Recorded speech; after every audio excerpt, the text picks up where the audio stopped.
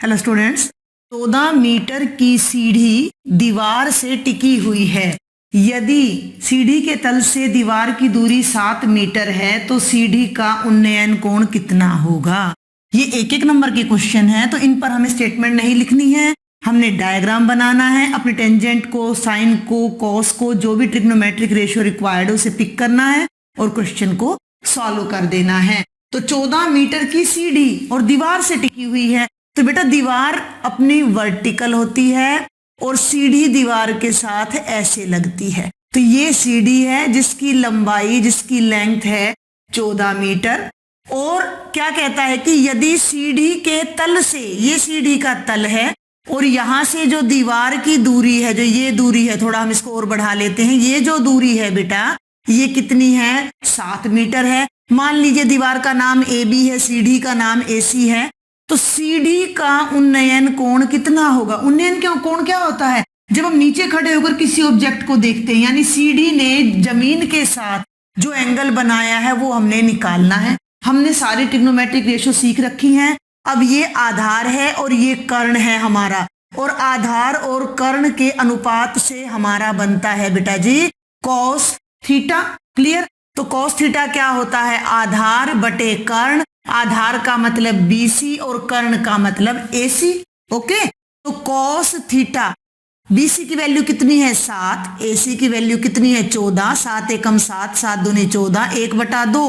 Cos theta की value 1/2 आ रही है, जो कि कितने डिग्री पर होती है, कितने डिग्री पर होती है, ये होती है 60 डिग्री पर। इसका मतलब जो ये एंगल थीटा है ये असल में कितना है, 60 डिग्री है। और हमारा जो राइट ऑप्शन है वो ये D पार्ट हो जाएगा। बहुत ही आसान क्वेश्चन था। सेकंड क्वेश्चन अब हम पढ़ते हैं बेटा। एक 6 मीटर ऊंचा खंबा भूतल पर 2√3 मीटर की छाया डालता है। एक खंबा है, खंबा हमेशा आपको पता होना चाहिए कि खंबा हमेशा वर्टिकल होता है, और यहां से जब इस पर सनलाइट पड़ती है, पीछे से सनलाइट पड़ती है, तो जो उसकी छाया होगी ये उस खंबे की छाया होगी। तो माना AB हमारा खंबा है और BC उस खंबे की छाया है। तो खंबा कितना है बेटा जी, 6 मीटर ऊंचा है, और जो छाया है खंबे की वो कितनी है, 2√3 मीटर है।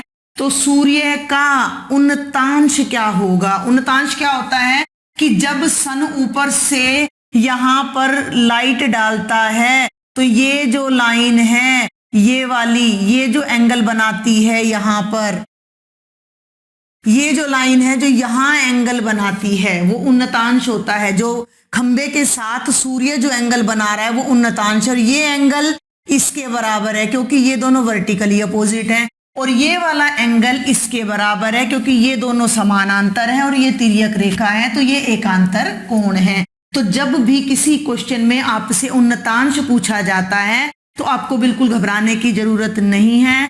आपने केवल और केवल ये अपना टेढ़ा ऑब्जेक्ट खड़ा हुआ जो स्लांट लाइन है, इसका जमीन के साथ जो एंगल है वो निकाल देना है। तो असल में अभी भी हमें ये एंगल C यानी थीटा ही फाइंड करना है। अब थीटा फाइंड करना है, लेकिन हमें गिवन क्या क्या है, हमें ये बेस गिवन है और हमें ये परपेंडिकुलर गिवन है, और परपेंडिकुलर और बेस से हमारा बनता है टेंजेंट थीटा। टेंजेंट थीटा क्या होता है, परपेंडिकुलर बाय बेस। तो यहां से ये हो गया टेंजेंट थीटा। परपेंडिकुलर की वैल्यू 6 है, परपेंडिकुलर का मतलब है AB और बेस का मतलब है BC, तो ये 6 हो गया और ये वैल्यू हो गई 2√3। अब ये कैलकुलेशन आपको करनी है, 2 से 6 कटेगा, 2 तिया 6, और ये बना 3/√3, और 3 का मतलब होता है √3 का वर्ग बटे √3। ठीक है भाई, √3 का वर्ग, वर्ग से वर्गमूल कैंसिल हो जाएगा, और 1√3 से 1√3 कैंसिल हो जाएगा।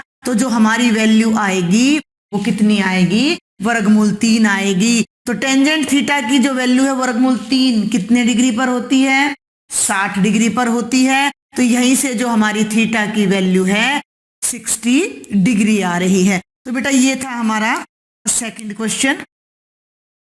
NTPC Faridabad and Chief Minister's Good Governance Associates Program with Star Teachers of Faridabad.